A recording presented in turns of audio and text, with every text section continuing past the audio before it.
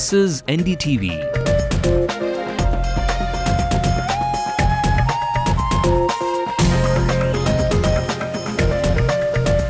And you're watching NDTV Hindu.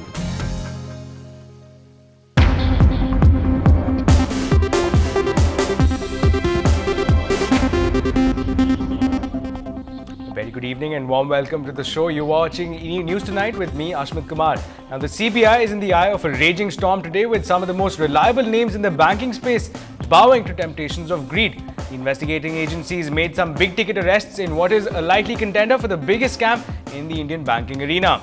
Lokpriya has been following this story with much interest and will get us the startling details that the CBI has uncovered.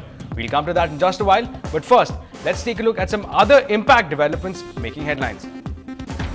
Several arrests as the CBI cracks down on a housing scam. Banking and real estate stocks crashed today.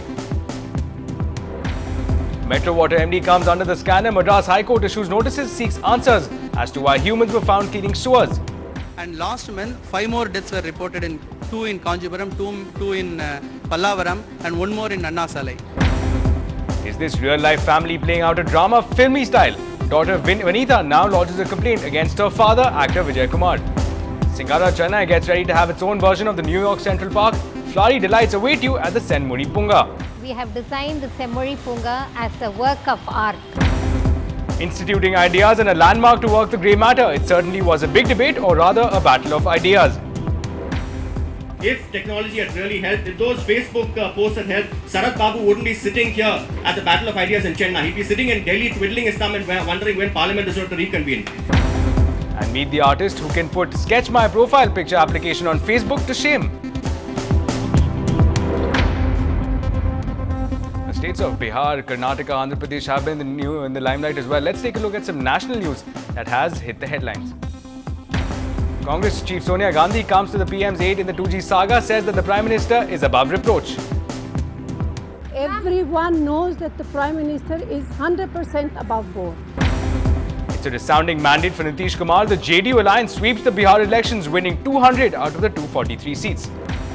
Andhra Pradesh Chief Minister Rozaya resigns. Will Kiran Kumar Reddy step in as shoes as the next Chief Minister? Karnataka Chief Minister's defiance pays off for now. The BJP top brass backtracks on their decision and keeps him in power. And Ratan Tata's PR representative Neera Radia is questioned by the Enforcement Directorate for her firm's alleged role in the 2G's case.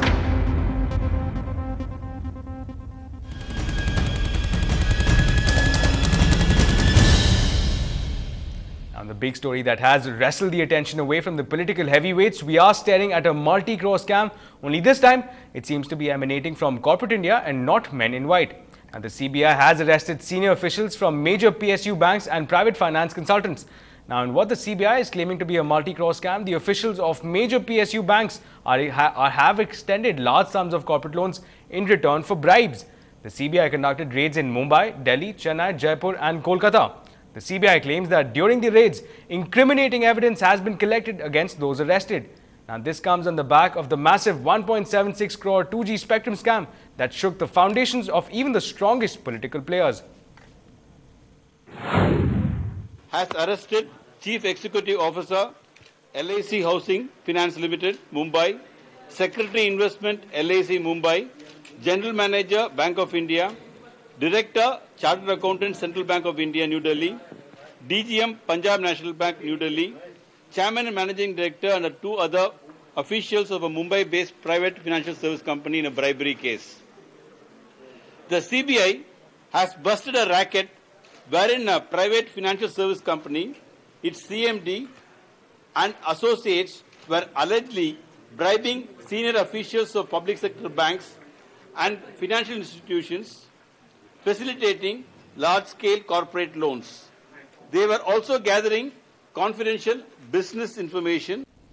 And to focus again on the gravity of the nature of scam that we are discussing here, let's take a quick look, let's take a recap of all the big fish, as they are being termed, that have been nabbed by the CBI. First up, it's the director and the CEO of LIC Housing Finance, that's an NBFC here, and that's Mr. Ramchandran Nair. But he's not alone. Keeping him company is LIC Mumbai, the Secretary of Investment there. That's Mr. Naresh K. Chopra that we're talking about. And following him, Bank of India, another player in the Indian banking sector, that's R.N. Tayal, the general manager of Bank of India, was also caught. Another player that has been entangled in this web of investigations has, of course, been the director of Central Bank of India, that's Mahinder Singh Johar for you. Now, there are also remand copies that we've gained access for Mr. Mahinder Singh Johar. We'll come to that. We'll be joined by Lokpriya for more on that. Keeping in line with, again, some of the big fish that have been caught, Venukopa Gujal that we're talking about, Deputy General Manager of Punjab National Bank, one of the biggest PSUs, again, the second in line after SBI, and also from Money Matters. Now, that's the private agency that has been in the epicenter of all investigations by the CBI. And from Money Matters, there's the CMD Rajesh Sharma, of course, Suresh Gatani and Sanjay Sharma, the other culprits from Money Matters.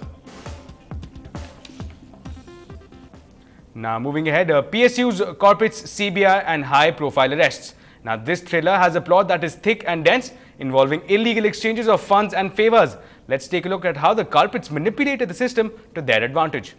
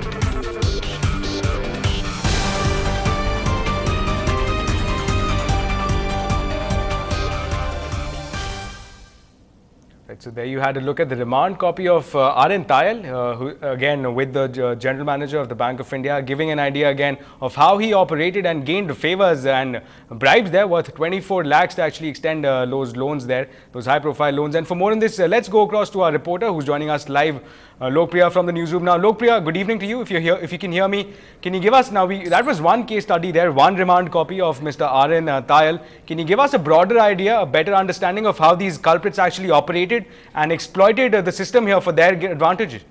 Yes, Ashmit, we have access to almost 3 remand copies between the senior officials of the PSU and the private sector body. The prima facie, the contention over here is that the top officials of these private bodies were, top officials of the PSUs were in fact helping the middlemen, that is the private bodies, in getting them loans and they received kickbacks. That is the prime contention over there. The PSUs, the officials of the PSU received money from the middlemen and in fact gave them loans in fraudulent practices. And if we can go through one of the remand copy of one, is that the Money Matters, the company that has been acting as middleman, has in fact received kickbacks, has given kickbacks to the General Manager of Bank of India. So and in turn the General Manager of Bank of India has helped him in procuring loans. That is one modus of operandi. The second modus operandi is that the PSUs have, the senior officials of PSU has in fact given sensitive information regarding the several corporate sectors to these private bodies. So that is the whole modus operandi over here. And sources are also saying us that several corporate players will also be named in this particular scam. We are not getting details of names or any as of now, but we are expected to get names of them very soon. Right. So, Lokpriya, a lot of big ticket players involved here. We're talking about corporates, some of the most trusted bank in banking. We're discussing about senior officials from Bank of India, Central Bank, and of course the PNB here. But if you can give us an idea that, considering again the weight of the stakeholders in this one scam here, what is the range, what is the quantum of scam that we're looking at? And again, it is a multi-crore scam, but again, if you can give us a number, what are we looking at, the size of the scam?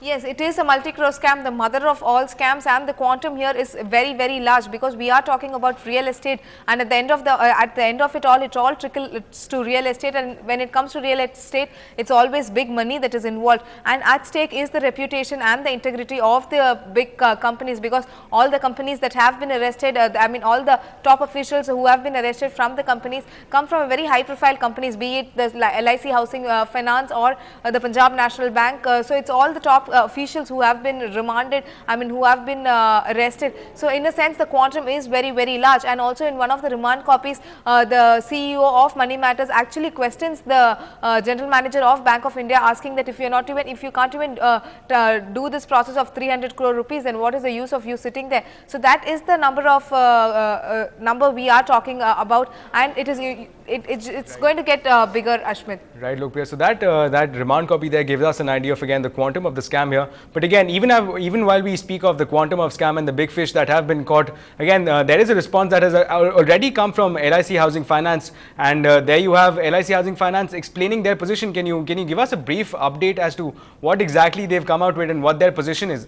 The LIC was quick to defend itself. It came out very strongly and said that they have adhered to all procedural compilations while giving a loan, and they said that all norms were strictly followed and were according to the prescribed norms, and no norms were violated while giving the loans. And also very importantly, they said that interest of all the stakeholders, partners and various other people who are involved with them will be taken care of, and nothing to worry about. That's the word that is coming in from the LIC.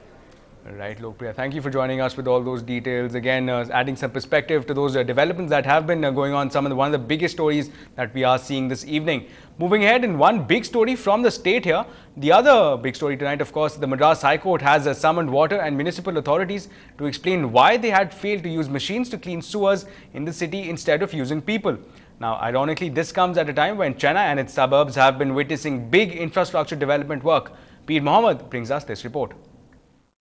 2 years ago, the Madras High Court ordered the government to ban the use of people to clean sewers after a petition by an activist. But nothing had changed since then, which had forced the activists to turn up the heat again on the outdated, inhuman and dangerous method. In 2008, manual scavenging is totally banned in Tamil Nadu. Nobody should enter sewerage manholes and septic tanks. But there were violations. In 2009, there was a contempt petition filed by me, and Honorable High Court formed a 14-member committee to look into various aspects and submit a final report. Till date, the final report has not been submitted, and last month 5 more deaths were reported. Narayanan's latest affidavit listed 5 deaths of sewer cleaners while at work in the past 2 years. The Madras High Court has now summoned the Managing Director of Chennai Metro Water and the Secretary of the Municipal Administration Department to appear in person to explain why they had failed to replace men with machines. In Chennai, with Peer Mohammed, Jay Santosh for NDTV Hindu. Two chief ministers of the south and two very different stories. We get you both Yedurappa and Rosaya on the other side.